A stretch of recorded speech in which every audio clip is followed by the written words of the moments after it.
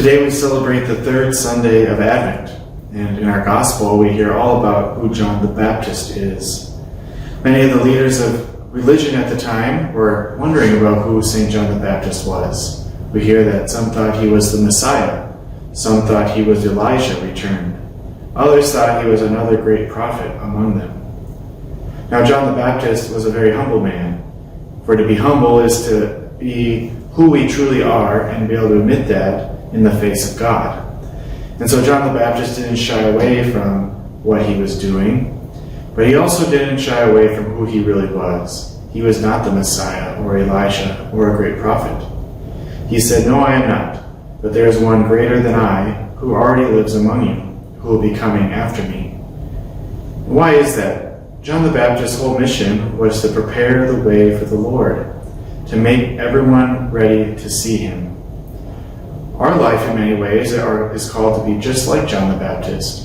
When we share the love of Jesus, when we live and act in certain ways in accord with what Jesus has taught us, we help prepare people to receive him, to know him, to love him. One of the great expressions of John the Baptist is that John the Baptist must decrease so that he may increase. The idea there is that we have to become small so that Jesus can be seen in us. When people see us, that they will see Jesus. And on this day, we see John the Baptist giving us an example of that. His whole work, his mission, was to do just that. An interesting little factoid, if you will, is the church's celebration of the Feast of John the Baptist in July. It's always celebrated right near the summer solstice, the longest day of the year. And after that day, the days begin to get shorter and shorter. And it's the idea that John the Baptist is decreasing. And then right around Christmas time is the winter solstice, where the days begin to get longer once again.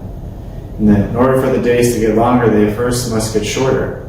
We have to become less our light, so that there can be more of Christ's light.